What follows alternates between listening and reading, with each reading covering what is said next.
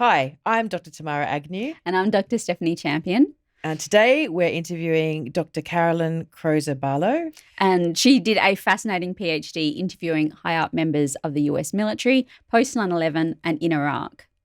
In this series of career sessions, all of our guests hold doctorates in their chosen field, and we invite them to talk about their pathway from PhD candidate to present day. We ask them what they've learned, and we also ask them to give advice to people who might be thinking about a career in research when they've finished school or when they've finished their undergraduate degree. Welcome to Career Sessions with your hosts, Steph and Tamara. Proudly sponsored by Inspiring South Australia. Okay, so today we are speaking to Dr. Caroline Croser-Barlow, who graduated with her PhD in 2007 from the Department of Politics and International Relations at the University of Lancaster in England. The title of her thesis is The New Spatiality of Security, Operationalizing Uncertainty and the US Military in Iraq. Her career has taken her around the world, but in 2012 she found her way back to Adelaide and into roles with the SA government. We're really excited to hear more about your journey. Thank you and welcome, Caroline. Thanks very much for having me. Okay, so we're going to start by setting the scene and where you are now. What is your role and what does your day look like? Well, it's a long way from, I guess, where I began. So I'm currently the Executive Director of Early Years and Child Development at the Department for Education here in South Australia. And my day looks like what it looks like when you're busy running a division of 600 people who kind of do things like we run the speechies and the OTs in schools. We do support for disability. We do thinking about early learning. And we do stuff on anti-bullying and attendance. And so we kind of do all of that child development and wellbeing part of the department. Not curriculum, the experience. Yeah, excellent. Okay. The enablers of learning is kind of what we talk about. Oh, okay. So were you a first generation university student, and your family? Did your parents go to university or? Yeah, I was talking to Mum and Dad about this. So no, my family, long line of university attendees on my mother's side. And my father's side, he and his brothers were the first ones in their families to go to university out of their parents. But I was talking to my dad about it because he did a bachelor's degree here in Adelaide and then he went over to America to do a master's in viticulture. And, of course, this is like the 70s. And so he's over there and he's done his thesis and he'd spelt sulphur wrong. You know, like Americans spell sulphur with a Yeah. No, we F. spelt it right. Yeah, he spelled it anyway. But, of course, in the days before word processing, they said, he had to resubmit his thesis. And for that one. So he didn't. So he never got his master's. So he has a bachelor's. And then my mum has a number of degrees as well, which she did kind of when she had us as kids. So she got a law degree when I was like 10. And anyway, so long line of lifelong learners, I think. University is a big part of your home life. And did that influence you in deciding to go, or was there ever a choice to go, or was it just sort of assumed that you would go Very to uni? much assumed. Mm-hmm. Like I'm really aware of how privileged I am and I have a really privileged background. So a strong expectation that we would go to university. And my parents really... They supported me at university. They supported me to do my postgraduate study. I was lucky enough to study overseas. And so it was a really supportive environment. I think they kind of thought they didn't quite know what was going to happen or become of me. So they thought university was a safe place for me to be while I worked out what I might want to do. Yep. And then I think they got a little bit alarmed when I started studying all this stuff about defence and whatnot. But in the end, as you say, I came back to Adelaide and it all came good. So they're pleased enough now. Did you go to university straight after school? Yeah. And did you know what you wanted to study? No, so I went to the Australian National University where I was enrolled in a double degree in arts and law. I never finished my law degree, so a bit like my father, I kind of got nearly there and didn't quite do the thing. I mean, in those days, things were easier now, easier in terms of the government amount of money that you would get for study. We actually had youth allowance at the time. Yeah. All of these things that, back in the good old days. Today, I sort of think have none of those, have far fewer opportunities. So it was a really great opportunity to kind of find my way, muck around, learn lots of different things in that kind of arts, history, politics space.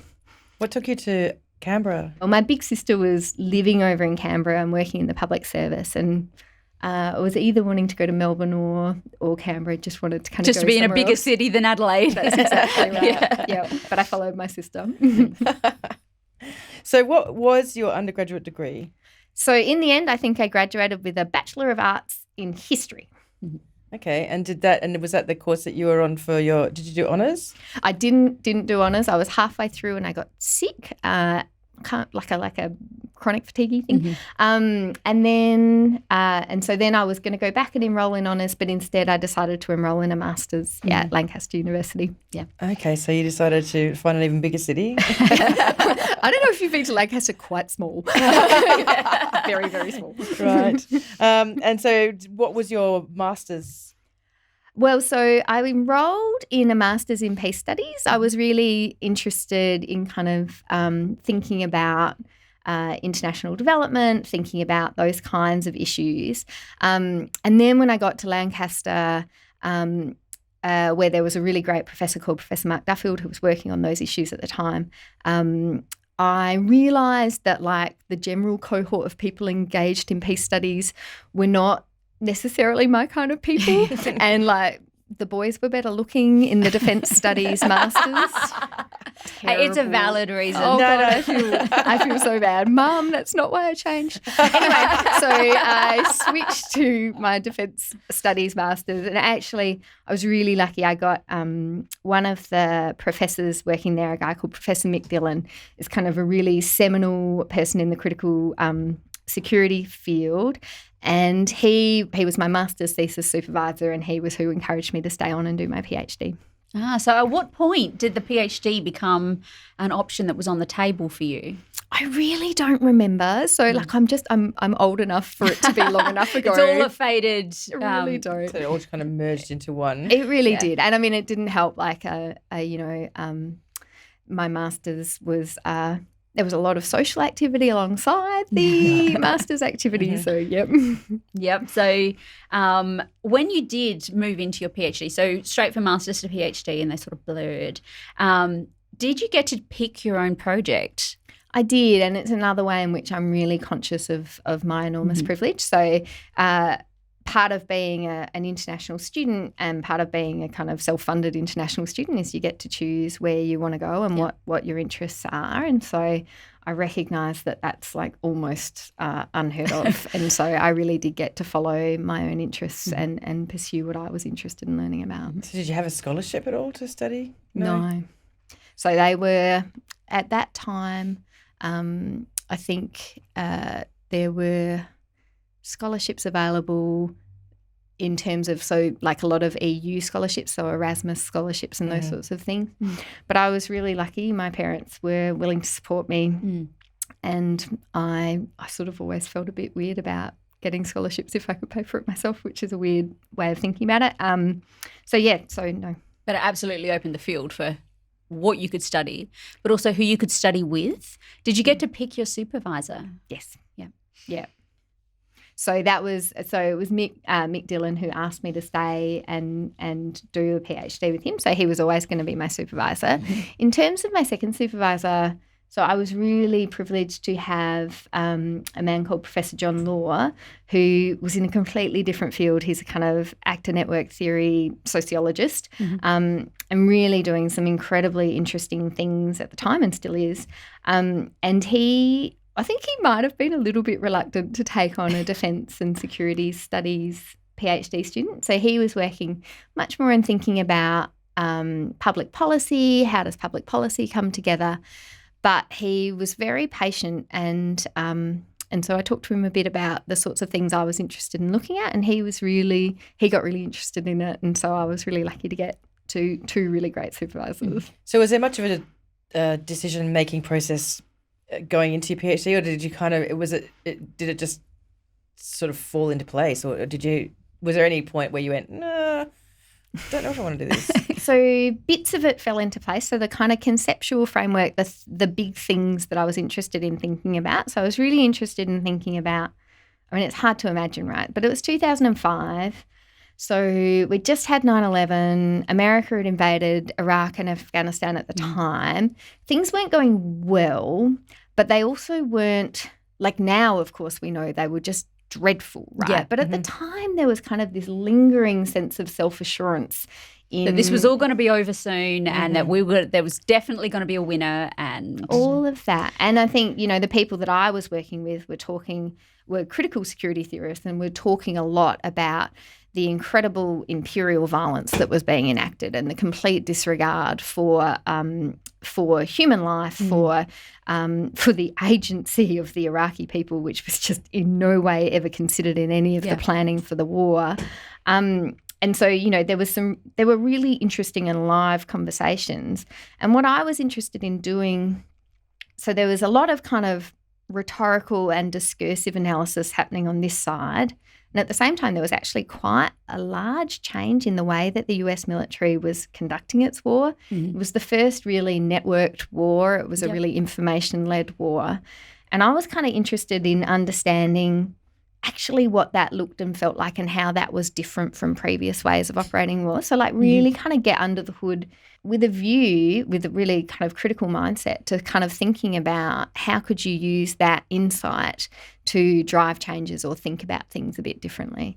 And so the theory, the kind of things I was interested in were there, and really then it was just about finding the right field work. So for me, that was the kind of lucky happenstance I fell into a bit. I met, some people at a conference and they introduced me to some more people, and in the way that you do, I ended up spending a bit of time at Fort Hood in Texas, which at that time was not famous for the very sad thing that happened to it later.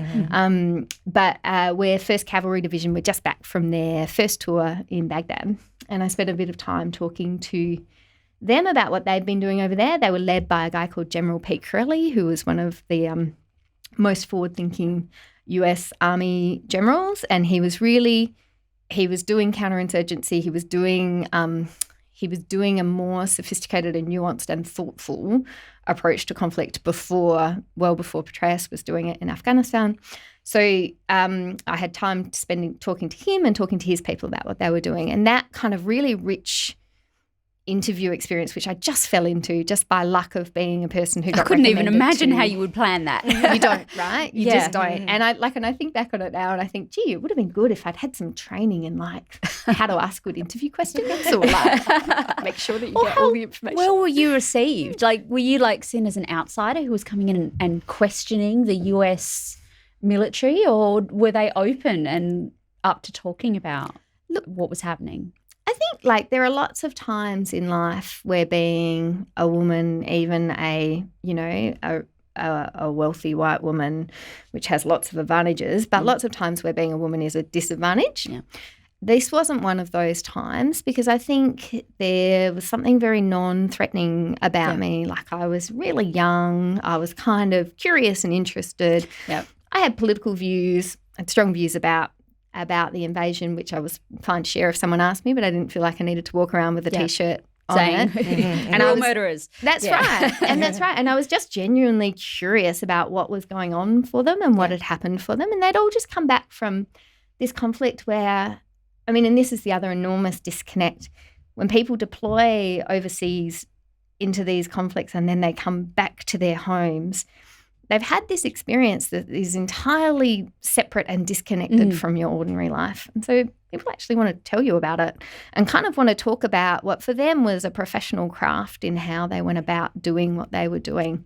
And so, no, I didn't have any problems with that. People just kind of very open. And so was that data collection? That was your data collection? That was my data collection. There were other bits and pieces. I went and visited 4th Infantry Division had deployed after 1st Cav, and I went and visited them at their home in Fort Benning in Georgia. So they weren't there, but it was kind of the people left behind doing the support stuff. I talked to them, spoke to some people in the Department of Defense in Washington. So I did other bits, but the core part that is the core of my thesis was based on those interviews. So how many people did you get to speak to? It's so long ago I can't remember. But I think probably about 15 over that time. I think, it was at least a couple of people from every brigade. There's 5 brigades, and then Yeah. so I think probably about 15. Yeah. So just to put all of the work that you did into context, what was the research question you were trying to answer? I think I wanted to understand how an information-fed organisation like the US military had clearly become operates in a really complex and messy world, and how they coped with the kind of mess of that world, because organisations and bureaucracies, which in one way the military is, aren't terribly good at interfacing with messy worlds. And Tamara and I know each other from a public service context, and the public service is not always good at kind of understanding lived experience and thinking about it, and the military is like the very pointiest end of that. Yeah. And so it was I think that's what I was interested in understanding, is how they made sense of it, what the practical things that they did to make sense of it. Wow. I have to think a bit hard about what the next question will be. We'll sit on the PhD for a little bit longer, but I do want to ask you about the value that the PhD led to. But first off, what were the challenging aspects of your particular PhD project? So, definitely one of the challenges was working with subject matter that I find really troubling. Yeah. And I think another challenge, and it's a challenge I was aware of at the time and am so much more aware of now, especially in this kind of Black Lives Matter moment, is the complete silence and the complete absence of access to the other side of the story. So I had lots of really good visibility and access to the US military, to the UK military to a lesser extent, to the decision-making of the Western powers as it was. And I was reading a lot about that, and there was a whole public discourse around that, and the silence and the complete exclusion of Iraqi voices in that conversation is kind of like, to me, I kind of look at my PhD and think, God, I was an arrogant little schmuck, wasn't I? I just kind of completely wrote this thing with none of the other side. And I think, there's a practical part of that. Didn't speak the language. But there is also, I think, a fundamental challenge. A lot of the theory that I was working with was really founded from, even though it was framed as a critical theory, it was really founded from the premise of a kind of Western-centric perspective, which just continues. The silences are becoming a bit more apparent, but obviously we've got a lot to learn still on how to approach these sorts of research questions. Yeah. How did you keep going? Did you, it doesn't seem you had too many challenges other than the physical challenges, I suppose, of being, in another country or away. So was it ever a time where you felt like you had to really it was soldier difficult to on? Keep going? Or was this process something that was pretty easy for you to kind of keep moving through? I don't think it was ever easy, but I think I did make a decision. So about 2 years in, I moved back to Australia and I got a job, and I just started doing it while I had my job, and I think that was probably the only reason I finished, to be honest. So I know a lot of people, a lot of my peers, a lot of my friends got to that third year and found it really hard to complete. Yeah. And you think of all the work you've put into it, but that third year is a slog. It is. About 50% of people who start PhDs don't complete. And I was really horrified when I heard that. I think that might be discipline specific. I don't know what it is. It sounds very familiar and quite redolent with the people that I went through my PhD. Well, and when you're doing a PhD, you look around you and people, it looks like they're dropping like flies. They do. But yeah, so you soldiered on through the third year by working at the same time. Well, yeah, okay. And because the reason why that was the most useful thing to do at the time was because it just completely deprioritized it for me. So I was much less invested in it being perfect. I would take a step back and go, just get it done. Just get it done. Yep. And I was also working in a field that was reasonably related to I was working in a strategic policy division in the Department of Defence in Canberra. And it was reasonably related in content, but I could see how none of the kind of critical security, sociological theories that I was working with were of any interest at all to my bosses. None at all. And so that was actually quite a useful kind of way of just being like, right, well, I'm just going to write what's in my head. I'm going to bring all these things together and put it down and then move on. And so that was what I did. Yeah, so it helps not to be right in it. It's almost like you kind of you're so in it that you can't see. Yeah. I remember that feeling. Yeah. And it didn't matter to me if it was perfect or not, because at that time I wasn't thinking I wanted to be an academic. So, Right. But it was clearly good enough to make a book out of. oh look, it's a pretty bespoke and niche area of publication. Not many people do the thing that I did, so I'm not at all surprised that someone was like, "Oh, she went and talked to someone actually in the military, and we should put that one in a book." Do you think too many people actually did that? No. No. So there were people who were kind of like, it really divided into two camps: the people who talked to the military and spoke back to the military in their own language, and the people who talked about the military and spoke back to each other in our critical security discourse language. And my book was trying to bridge those things. So it must have been, it's almost like bringing people here today to talk about their PhD. When you talk to people, it's almost like that you're interested. So people are willing to talk. yes. And that's a really useful thing, I think, especially when you're trying to elicit, pretty, full-on information from people who have had an experience that is pretty unique. Yeah. So, yeah, I can see that. So what was the most exciting thing about your PhD, do you think? I mean, there's nothing I would say was particularly exciting. I think. Oh, you were just in America interviewing the No, military no, during the Iraq War, but It was more like, I think the kind of, like, I look back now and the opportunity to spend time with people who are at the same point in their intellectual lives and who were studying adjacent but not the same things to me, and to kind of have that camaraderie and that peer connection was incredible. Like, that's, like I just, anyway, Danielle, Louise, Manav, love you guys. But like, there's these people who you get to really, really spend time with and learn kind of things from them. And then also, I mean, I was really lucky. I had a wonderful supervisor, two wonderful supervisors, in fact.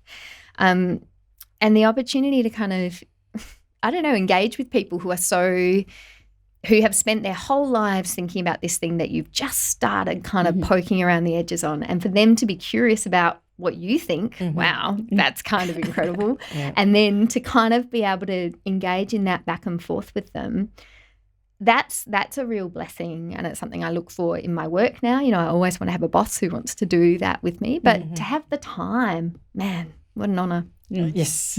Yes.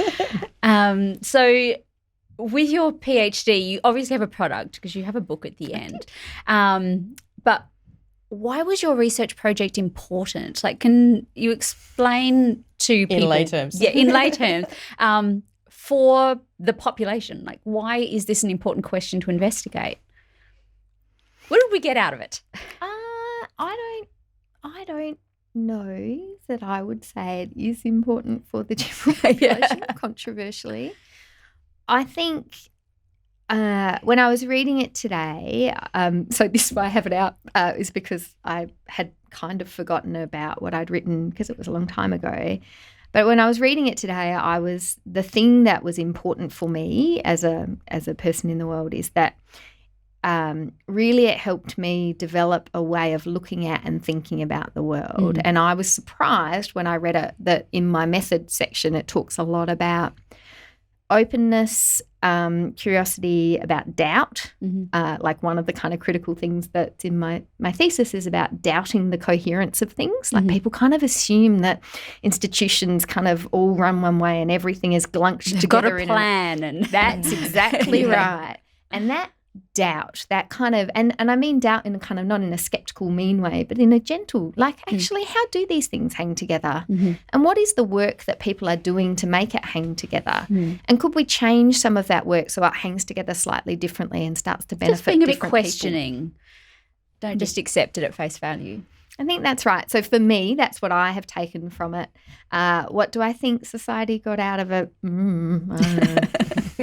A skilled person who is Yes. now That's working in early years and child development. That's exactly. So has any of the people that you interviewed, have you given it back to them to have a look at? Such a good question. So I was trying to remember that. I know I published a few articles out of it, and I did send them the articles at the time. And in particular, so General Corelli was working with a guy called Pat Michaelis, who they co-authored some articles at the same time because they were quite sort of intellectual about what they were doing. And so I know he'd definitely seen some of it, but I don't know if I ever sent anyone the book. I mean, the book was like $115. I'm not going to send it to them. They can have an e-version. Yeah, that's right. And I'd like to say my royalties came at $30 in total. So, you know. So perhaps you didn't make your fortune out of it. No, I did not make my fortune out of it. I just want to go back to just the PhD when you said you moved back to Australia and just your supervisors were still in the UK. So we were in the time of email, so it made life a little bit easier. As previously, we've had a speaker talk about having to post chapters. I'd never even thought about that. So how did you find that experience of did you feel alone at all by the time when you came back? Did you still feel that kind of nurture and support from your supervisors? I really did. Like, I was really, really lucky with my supervisors. I did.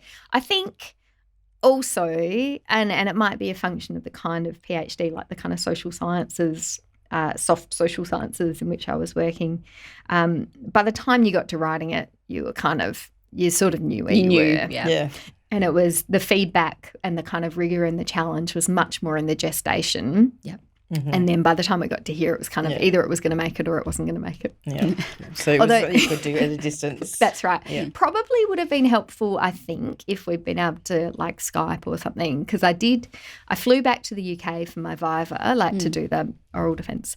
And and I was talking about and I was like, and of course, Gilles Deleuze and Félix Guattari, they talk a lot about assemblage and blah, blah, blah.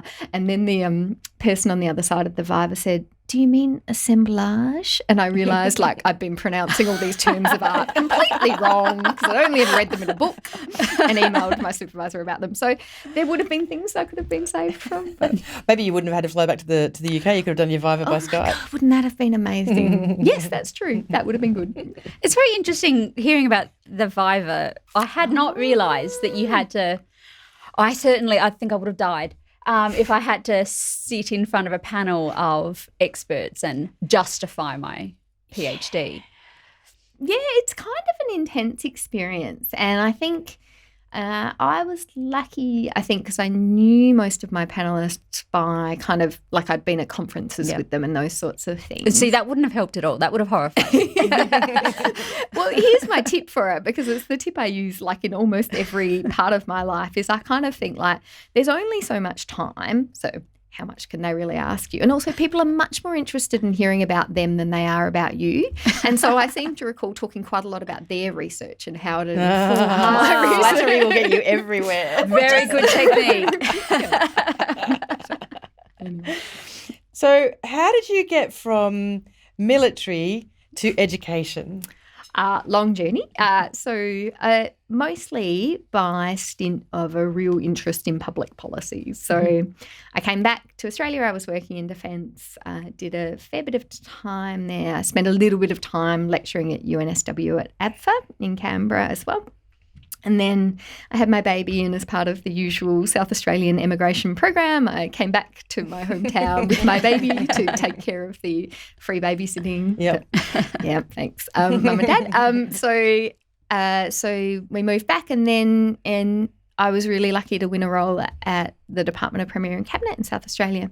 And then since then, I've just hopped around in public service roles. And I think, until today, when I had reread my thesis, I sort of thought that it was a thing that I did back then that had been really useful in terms of establishing for people that I was capable of thinking about something for a long period of time and kind of pulling together a coherent thing, but that it probably wasn't terribly relevant to my life. But actually, I think it probably has framed the way that I approach thinking about the world. So it's been really useful. So was it ever going to be, were you ever thinking about academia? Or did you always think about government policy? So I was definitely not going to be an academic. That was clear to me. And then at Defence, I did a couple of years in policy roles, and I did a short stint deployed as the civilian advisor to the Commanding General in the Middle East. So this was, by then we're kind of 2009, I guess. Australia, so the Rudd government had just announced the withdrawal of Australian forces from Iraq. I'd worked on probably one of the most meaningful things I'd ever worked on, which was a program to bring out the 500 interpreters and their families who'd worked with our forces in Iraq and trying to get them safely out as we withdrew our forces. So I'd just done all that, and then I went over and I was acting as a civilian advisor to the military for 6 months. And at the end of that, I came back and I guess there are kind of two paths from there. Like I could have stayed at Defence and got deeper and deeper into that part of the world. Instead, I took a stint lecturing at UNSW at ADFA, which was like I feel like it's probably like being an academic in an old school world. Like it was a really, there was a lot less pressure than in other academic environments where I've been. There were, really beautiful and supportive faculty, interesting people that I was working with. And then I had my baby. Really great mat leave provisions. So again, really conscious of how privileged I am and how my PhD set me up to be in a job where this was prior to the really good government-funded mat leave. So I was really lucky to have that mat leave. But I realised in that time at ADFA that I don't have the stick-to-itness of finishing a thing if I don't have a kind of deadline. And I couldn't do it. I'm not dedicated enough to that. I need someone to be like, you must do this thing. And no one was doing that. So what do you think, what did you bring from your PhD, either the knowledge or the skills, to the job that you're in now? Because you said that it sort of has led you to where you are, but not in the most overt way. Yeah, do you use any of your research skills in your current role or any of those transferable skills? I like a transferable skill. I use, so my boss teases me that I'm like the least policy person he knows because he says, you're always really interested in kind of the operations of things and how things actually work. That was what my thesis was. I was like interested in what is the gap between how we say things work and how we describe what they do and what's actually happening down here, and how do you kind of use knowledge of what's happening down here to make things better. I use that every day. Yes, it sounds like yep. Okay. That's a whole discussion for the day. And how much did you publish from your thesis? Much? Not really. So I think a couple of articles and my book. Your book. Yeah, that was it. So it was by thesis, not by publication.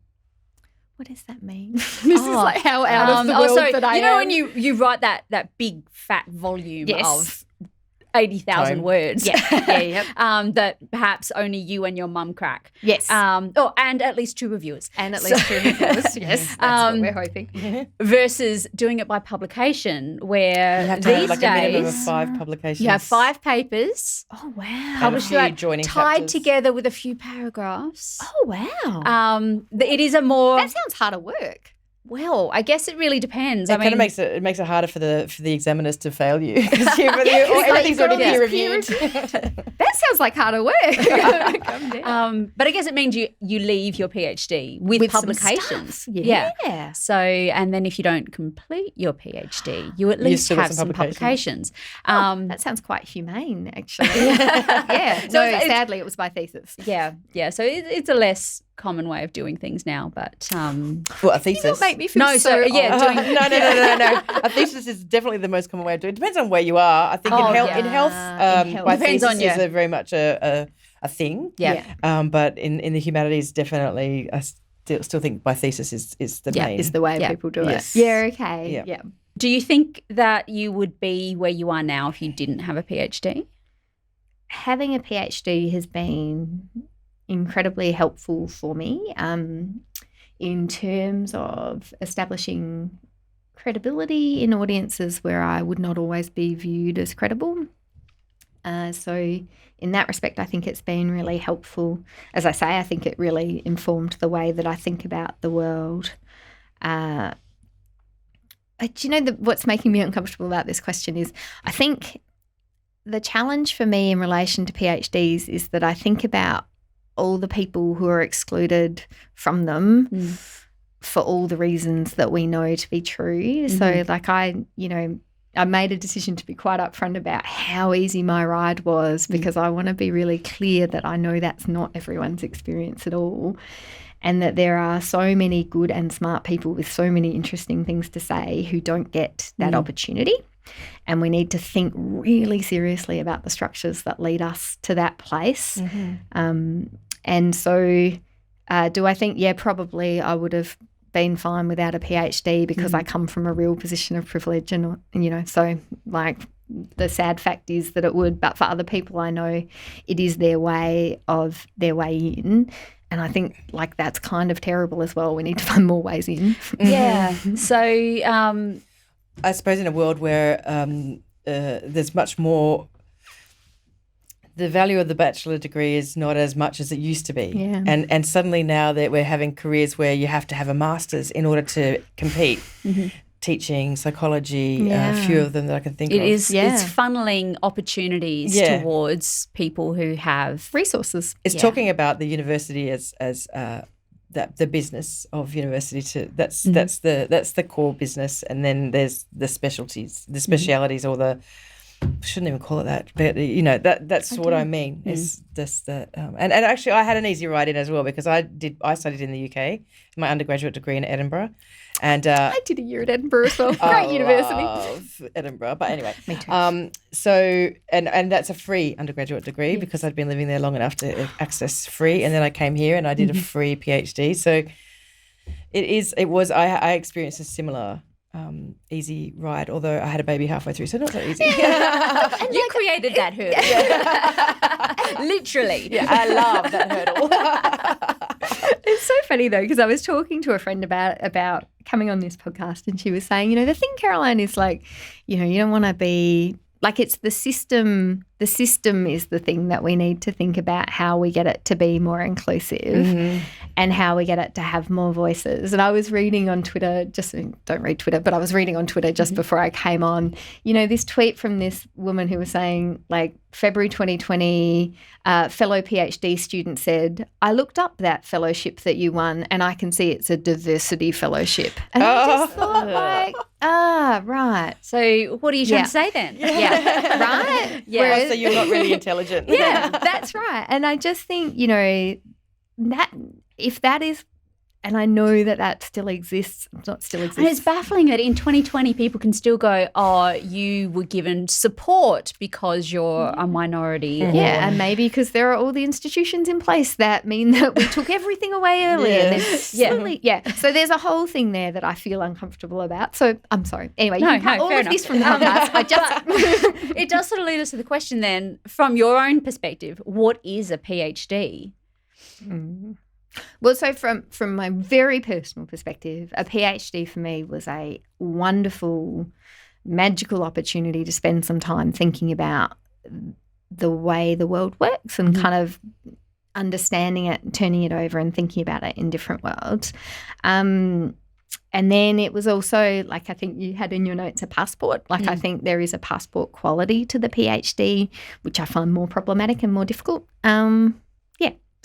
So for some people it is a sort of a stamp that allows them to a next level. Yeah. But for some people it's a transformative experience, a personal transformative experience rather than a ticket.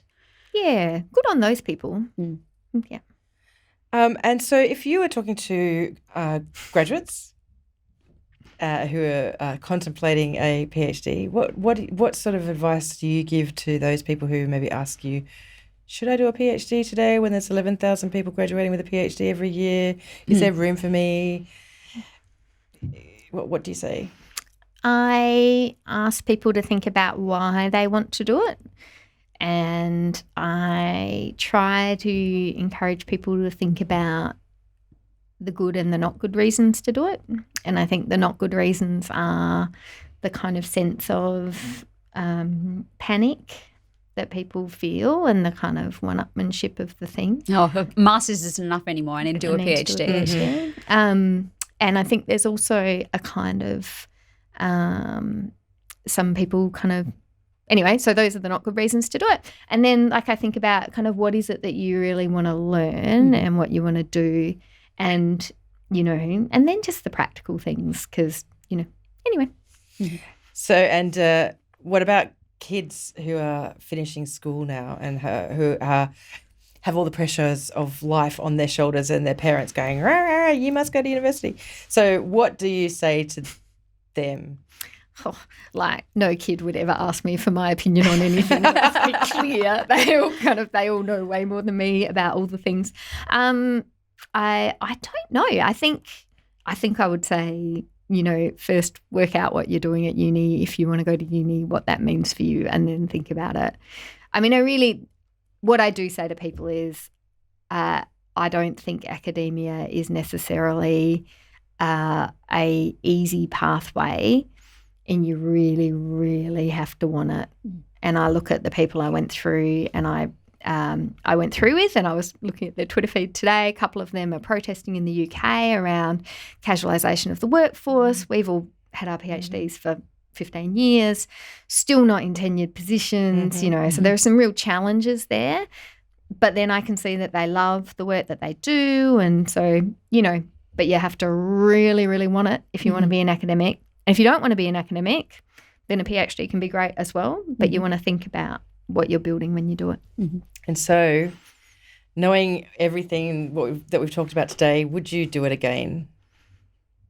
Yeah, but like, you know, sure. Big believer in kind of you shouldn't have regrets. And what could I regret? It was an amazing opportunity. Okay. But would you do it differently? Yeah, I would 100% do it differently. I would actually make a lot more time and space to realise all of the things that I completely excluded from my consideration. Yeah. I suppose it was a bit of a because it was really of the moment. There wasn't a not great opportunity to sit back and think about every perspective, because not only is it of the moment, but you've got only a short amount of time, and when you've only got 3 years to complete something, you've only got like months to plan it. Yes. And so, if you had, you know, hindsight, great, but we don't have that. So bless, thank you. It would be. I could kind of see. It's almost like I'm doing a review for COVID at the moment, and I just feel like everything is being because it is of the moment. Rushed out. It's being rushed out, and it's so interesting to look at it from that perspective. And I imagine for you, it might have been quite not exactly the same, but quite similar in that you had a moment in time to do something important. And so I can see how, that hindsight would have been brilliant. But hey, you put out a lovely little $115 book. Get it on eBay. Get on. Okay, so the last question that we've got is around myths, which might be a nice way to finish with you. Is what have you heard? What myths do you hear or have you heard about being a PhD academic or studying, or that you would like to kind of set the record straight on?